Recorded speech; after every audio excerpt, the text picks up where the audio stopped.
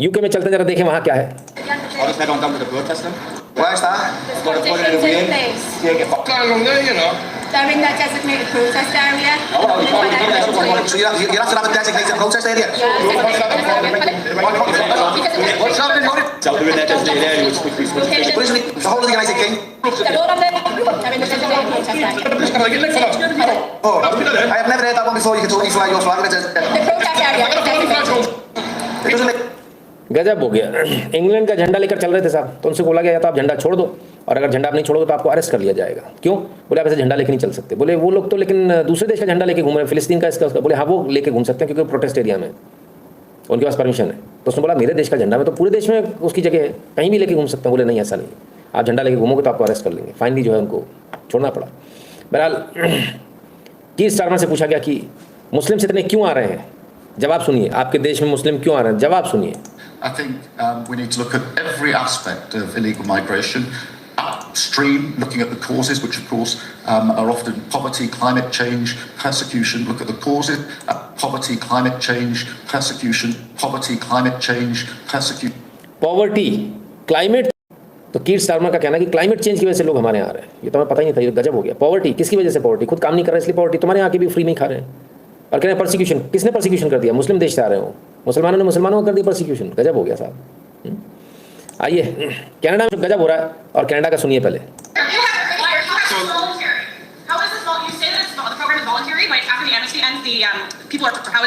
Canadians starting in Cape Breton today will be able to enroll in the program, be able to get compensated if they were to turn their firearm in, or they will get compensation if they deactivate and confirm that it's deactivated with a certificate. So it is strictly voluntary. Nobody's being forced to undertake the buyback program.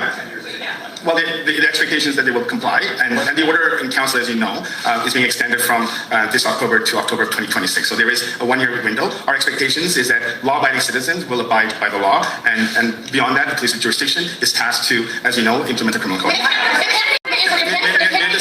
Why did you offer to pay someone the difference in compensation and bail them out of jail? Frankly, in bad humor, that is being misinterpreted. It is very clear that.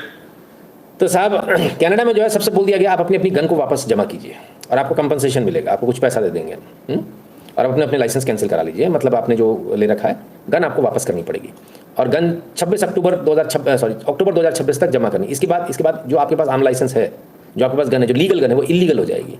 Then you can be सूड। फिर तो ये वाली बात हो गई, कमाल है।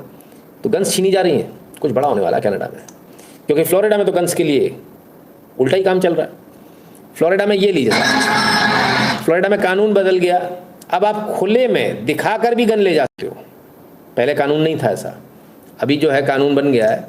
उस कानून के तहत आप ओपनली जो है गन को ऐसे शो करते हुए ले जा सकते हो। वाह क्या बात है, सही है एकदम। तो इसको लेजिटिमाइज कर दिया गया है। दुनिया में इस्लाम को फैलाने वालों को क्लाइमेट, फैलाने वालों को क्लाइमेट, अच्छा समझ नहीं आया। चलिए आइए देखें, ये यूके की भीड़ है, और ज़रा भीड़ को देखिए। इसको फार राइट ठग्स कहा था मीडिया ने, बीबीसी और अन्य मीडिया ने। Far right thugs. ये आपको फार राइट ठग दिखते हैं? ज़रा एक बार देखिए तो सही। लाखों की संख्या में लोग पहुंचे, लाखों की संख्या में, बाप रे बाप, जिनको फार राइट ठग कहा गया था। और ये लोग क्या कह रहे हैं? ये लोग कह रहे हैं कि हमारा देश हमें वापस मिले। ठीक है ना? सोचिए, अगर हम लोग नहीं होते, सोशल मीडिया नहीं होता, तो आप लोगों को सच कौन बता पाता? इन्होंने तो फार राइट ठग बोल दिया था, आप यही मानते? जब तक अखबार चलते थे यही होता था। चलिए अब आगे चलते हैं, जरा देखें कोर्ट, माननीय न्यायालय के कुछ आदेश। High court rules deportation illegal, centre told to bring back families from Bangladesh in a month, stay plea dismissed. बाप रे, इलीगल बांग्लादेशियों को निकाल दिया गया था। कहते जो उनको निकाला, डिपोर्टेशन इलीगल है। अरे हमारे तो नहीं थे ना। एक बात बताइए, कौन हमारा भारत का नागरिक है, कौन नहीं, कौन डिसाइड करेगा? कोर्ट डिसाइड करेगी या सेंट्रल गवर्नमेंट डिसाइड करेगी? Central government, ministry of home affairs. आप उसमें भी घुसने लगे। जो इलीगल है उसके लिए करेंगे, बांग्लादेश से वापस लेकर आओ उसे, वो यहीं रहेगा। जब हम कोर्ट का निर्णय कर देंगे फिर दोबारा भेजेंगे, इसका पैसा कौन देगा? कोर्ट के जज साहब अपनी जेब से देंगे। दिमाग खराब हो गया मुझे लगता है भाई, अब तो बहुत अति हो गई, बहुत ही अति हो गई।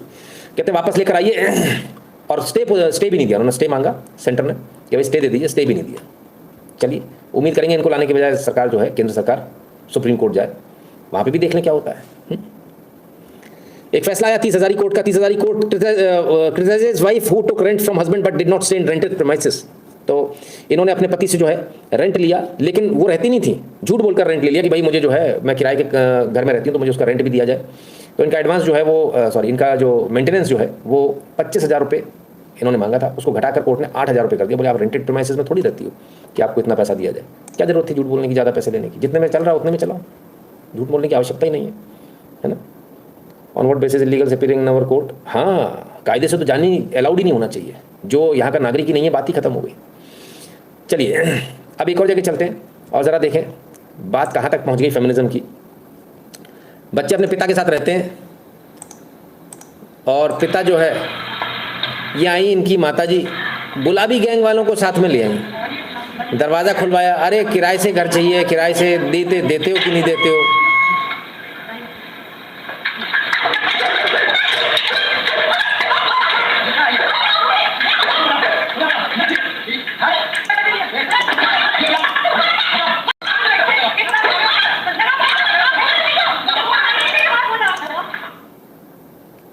बच्चे घर में थे, ये सारे के सारे गुलाबी गैंग वाले घर में घुसा है साहब, घर में घुसा है। सोचिए आप, जस्ट इमेजिन, हिम्मत देखिए, दूसरे के घर में घुसा है।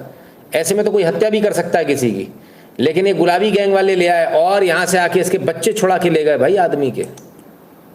ये देखिए, ये मार मार के, पीट पीट के।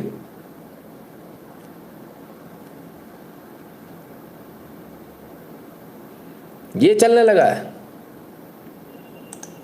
भाई। आदमी बहुत ही बेवकूफ है, सिर फाड़ देने चाहिए थे सबके। घर के अंदर आ गए ना, अब तो आप किसी की गर्दन उतार दो, कोई कुछ नहीं कर सकता। घर के अंदर घुसे ना, बस वहीं खेल कर दो, वहीं खेल कर देना चाहिए था। मतलब इतनी अंधेर हो गई भाई, 15 मिनट के अंदर जो है बच्चों को जो है छुड़ा के ले गए। 6 औरतें और 2 आदमी आए थे। गजब, इतना बड़ा क्रिमिनल ऑफेंस, किसी घर में घुस के आप ये करोगे? अदालतें सो रही हैं सर, अदालतों को कोई मतलब नहीं है। आइए, कोई सज्जन कुछ कहना चाह रहे हैं आपसे। मित्रों नमस्कार, मैं रवि प्रताप सिंह, पिता शहीद कैप्टन अंशुमान सिंह कीर्ति चक्रा।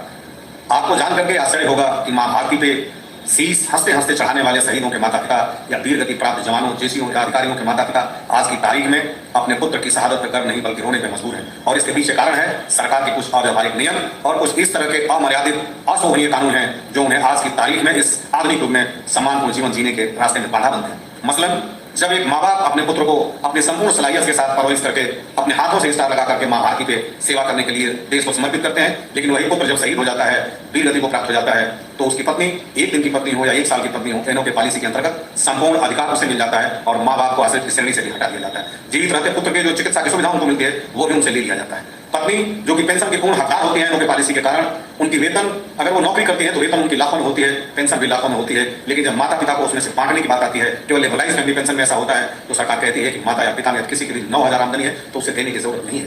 आप बताएं, मैं आपसे पूछना चाहता हूं कि क्या शहीदों के वीर गति प्राप्त सेना के अधिकारियों, जेसीओ जवान के माता पिता की हैसियत इस देश में दिहाड़ी मजदूर से भी कम है? क्या 9,000 में इस बुढ़ापे में किसी की जिंदगी, घर का किराया और बुढ़ापे की दवा चल सकती है? ये इस अव्यवहारिक मांगों को देखते हुए हम लोगों ने भारत सरकार के रक्षा मंत्री, रक्षा राज्य मंत्री, कानून मंत्री से अपनी बातें रखी, लेकिन कुछ भी नहीं हुआ। और 9 अगस्त 2024 को भारत सरकार ने संसद के पटल पर लिखित आश्वासन दिया, क्वेश्चन नंबर 3207 में, जिसको इमरान मसूद ने पूछा था कि हाँ हमारे पास ऐसा प्रस्ताव है सैनिकों के परिवार से कि पेंशन को डिवाइड कर दिया जाए पत्नी और पेरेंट्स के बीच में, और वो विचारणीय है। लेकिन आज 1.5 साल के बाद भी क्या विचार हो रहा है, कुछ भी प्लान नहीं चला। इसलिए हम लोग 2 अक्टूबर को गांधी जयंती पे शांतिपूर्वक रूप से नेशनल वार मेमोरियल पे आमरण अनशन करने जा रहे हैं। पूरे देश के शहीदों के माता पिता, कुछ मांगे इस प्रकार है, वीर नारी की तरह वीर माता पिता की संज्ञा प्रदान की जाए, एनओ के पॉलिसी में संशोधन हो और माता पिता किसी भी कीमत पर एनओ से वंचित न किए जाए।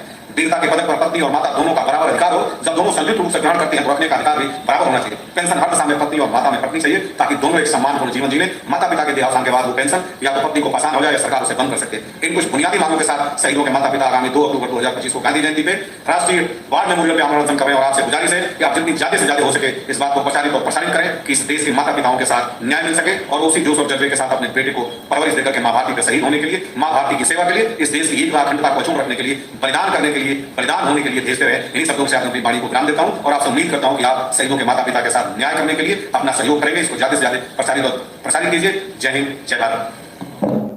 चलिए साहब, व्यथा तो असली है, वाकई में ऐसा होता है, लेकिन इसमें एक क्लॉज और है। जब आप नौकरी करने जाते हो तो वहाँ लिख सकते हो कि आपको पेंशन किसको देनी है ना। शादी के बाद आप जाकर तुरंत जो चेंज कर देते हैं ना लोग, कि माता पिता की जगह नाम बदल देते, खुद से बदलते हो आप, अपने आप नहीं बदला जाता, खुद से होता है, तब जाकर उनको मिलती है। और वहाँ ऑप्शन भी होता है 50% इसको, 50% इसको मेरी पेंशन मिले मेरे ना रहने के बाद। आप वो भी कर सकते हो, परसेंटेज भी कर सकते हो। तो जिन लोगों को नॉलेज कम है उनको फिर से बता दूँ, सारे सैनिकों तक ये बात पहुँचे, बहुत अच्छी तरह पहुँचे। आप अपनी पेंशन में डाल सकते हो कितनी % किसको देना है। अगर आपको लगता है कि आपके ना रहने पर आपकी पत्नी आपके माता पिता का ख्याल नहीं रखेंगी, आपको लगता है कि उनके लिए 30% पेंशन काफ़ी, तो आप 30% अपने माँ बाप को देंगे, 70% अपनी पत्नी को दे सकते हैं कि वो बच्चों को कैसे पालेगी। ठीक है, let us be very genuine, है ना, हमको जेन्युइन होना पड़ेगा। ठीक है, या आप 50-50 कर सकते हो और बार बार आप ऐसे चेंज भी कर सकते हो। आज आपके बच्चे नहीं, आपने बोला 50-50, कल आपके 2 बच्चे हो गए, आपने बोला यार तो 50-50 गलत हो गया, यहाँ पैसे की ज़्यादा जरूरत पड़ेगी तो 70-30 कर सकते हो। या मान लीजिए आपको लगता है कि नहीं माँ बाप को तो जरूरत ही नहीं है, तो आप 100% उसको कर सकते हो, बदल भी सकते हो आप। ऐसा नहीं एक बार हो गया तो पत्थर की लकीर हो गई, जितनी बार चाहे उतनी बार आप बदल सकते हो। ठीक है, क्लियर है? तो इसलिए उस पर भी थोड़ा ध्यान दिया जाए। आइए, अब पति बहुत परेशान है मोदी जी से, 10-10 हज़ार रुपये बांट दे रहे हो, कभी लाडली बहना, कभी कुछ। इनकी सुनिए, ये बहुत परेशान है बेचारे। अलग ताल ठोक रहा है, अब थोड़ा सा मतलब मर्दानों का नहीं पूछ रहा है कि अब तो नीतीश सरकार हमें दे दिया 10,000 रुपया, जा तू हम जादू का बकारियों पोस के हम अपन जीवन बिताएं। तो बताइए, औरत के बहका रहा है कि मर्दाना से जुदाई न करवा रहा है एक दूसरे से। हाँ, दबाव क्या बताइए, औरत को मर्द से जुदा करा रहा है कि नहीं करा रहा? 10,000 रुपया दे दिए, अब तो औरत बोल रही है चल तू जा अपना काम कर, 10,000 रुपया मिल गया हमको, नीतीश दिया है, तू निकल घर से, ऐ तेरी तू। हाँ, ये सच है, ऐसा हो रहा है, गाँव में भी ऐसा हो रहा है, ये बहुत सच्ची बात है। आज आपको आ रही, शायद पता नहीं मैंने आप लोगों को इससे पहले बताया था कि नहीं बताया था, पर वाकई में इससे दिक्कत हो रही है, इस पैसे से गांव में हो रही है। आइए, फेमिनिज्म एट इट्स पीक, दीदी ने लिख रखा है श्री श्याम, बस अब कौन रोकेगा।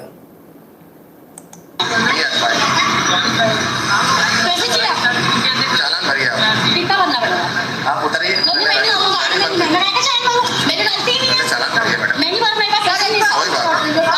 आप लेडीज से बदतमीजी नहीं कर सकते। क्या बदतमीजी कर रहे हैं? हाँ, तो बदतमीजी नहीं हमें अधिकार है गाड़ी किसी रोकने कौन का। सा अधिकार है? बिल्कुल। ये रिश्वत लेने का अधिकार है। क्या रिश्वत मांगी बताइए आप? क्या मांगी थी?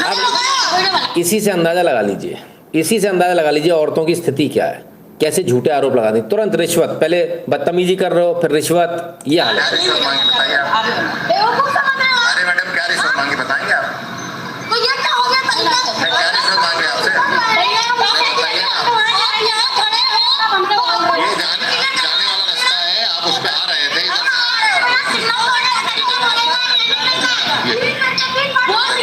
इनकी गाड़ी में नंबर है ना लाइसेंस है मैडम के पास में।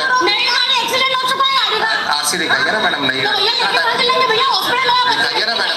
क्या नाम है आपका? मेरा मोना प्रजापति। कहाँ रहते हैं आप? मैं इधर में। मोना जी कितना मोना जी तो फेमस हो गई। मोना प्रजापति ने गाड़ी पे नंबर ना कुछ, नई गाड़ी, और फिर कहीं एक्सीडेंट भी हो चुका। अब पति हॉस्पिटल में एडमिट है, रॉन्ग साइड जा रही थी, चालान नहीं भरेंगे। पहले आराम से, कितना चालान है, फिर मैं नहीं भरूंगी, मेरे पास पैसे नहीं है, तो फिर काय की अकड़ दिखा रही हो, फिर हाथ जोड़ो, भीख मांगो कि पैसे नहीं है, गरीब है हम, हमको छोड़ दो, हैं? वाह अरे वाह। बहरहाल चालान होना चाहिए, गाड़ी बंद होनी चाहिए इनकी, क्योंकि झूठा आरोप इन्होंने पुलिस पे लगाया कि रिश्वत मांग रहे हो, इन्होंने झूठा आरोप लगाया कि आप एक महिला से बदसलूकी कर रहे हो। ऐसी महिला के साथ कोई गुंजाइश नहीं होनी चाहिए, झूठ मत बोलो, है ना। खैर, कैसी महिलाएं फेमस हो जाती हैं, होना किनको चाहिए, आइए एक बार फिर देखें।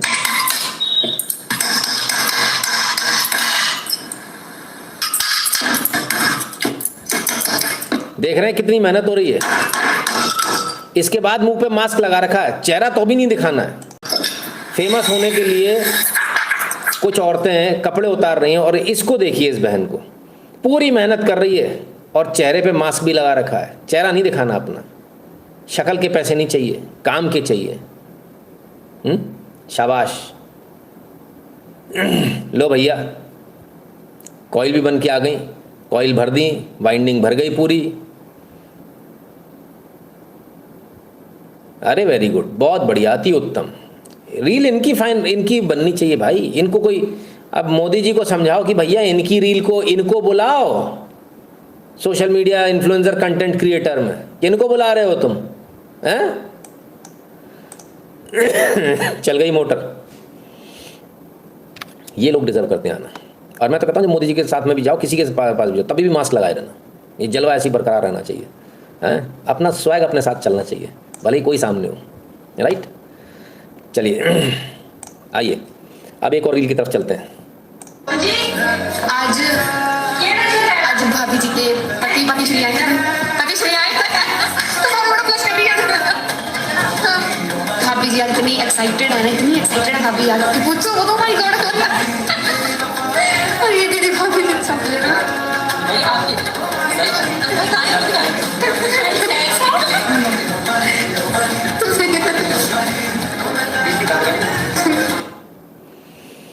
चलो भाई, भाभी जी बड़ी मॉडर्न है, भाभी जी बड़ी मॉडर्न है, अच्छी बात है।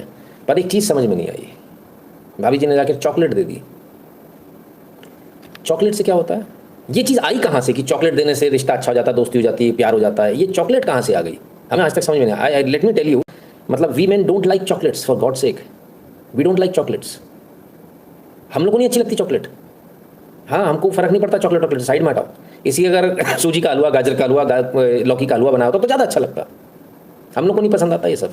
पता नहीं किसने बता दिया कि लड़कों को चॉकलेट्स पसंद आती है, आदमियों को चॉकलेट्स पसंद आती। भाई हमको तो नहीं आती यार।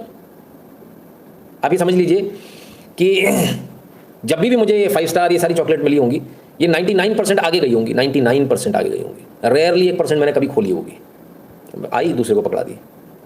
खाते नहीं। कितने आदमी हैं जो भैया चॉकलेट खाने में विश्वास रखते हैं? पता ना कितने आदमियों को चॉकलेट अच्छी लगती है, किनको उनको लगता है इससे प्यार हो जाता है chocolate. Where did it came from? Marketing gimmick सोचिए कहाँ तक पहुँच गया। पत्नी अपने पति को चॉकलेट पकड़ा दी, ले चॉकलेट। अरे नहीं लगती आदमियों को चॉकलेट अच्छी भैया, गलतफहमी में आप, है ना? कमाल है। ऐसी मैंने बताया, बैकलेस भी नहीं अच्छा लगता, उससे कोई फर्क ही नहीं पड़ता। उनको लगता है बहुत अपीलिंग हो गया, ये हो गया, वो हो गया, और पागल हो जाएगा आदमी देख के, पीठ देख के। पता नहीं भाई, ऐसे भी होते होंगे कुछ नमूने। खैर गजब है। इन गलतफहमियों को देवियों जितनी जल्दी आप अपने दिमाग से निकाल दें उतना अच्छा होगा, है ना? Men are made different, they are built different, है ना? वो अलग ही होते हैं। आप खिलौने देख लो बचपन से, वो जो LGBTQ वाले ना, उन गधों को दिखाना चाहिए बचपन में। देख लेना, लड़की होगी वो गुड़िया पकड़ेगी, आप रख देना किसी स्टोर में ले जाना, और लड़का होगा ना उसके पाना, पेचकस, ये सारा अगर खिलौने में होगा ना वो उठाएगा। दिमाग अलग चलता है। वो टैंक उठाएगा, ये गुड़िया उठाएगी। वो कार उठाएगा, ये गुड़िया उठाएगी। बहुत फ़र्क है उसमें, बचपन से ही अलग होता है ना? क्लियर है? चलिए आगे चलते हैं। क्या समय हो गया? काफ़ी टाइम हो गया भाई, समय नहीं बचता हमारे पास में। क्या करें, रोज़ सोचते हैं जल्दी आएंगे जल्दी आएंगे। www.nitinshukla.in पर आपको जाना है, वहाँ आपको QR कोड मिलेगा, उसे स्कैन कर दीजिएगा, अपना अमाउंट भर दीजिएगा, नाम और नंबर के साथ सेंड कर दीजिएगा। टेलीग्राम और व्हाट्सएप के चैनल से जुड़ जाएगा, जो भारत के बारे में पेटीएम और पेपाल वाला बटन दबाकर अपना पेमेंट करने का कष्ट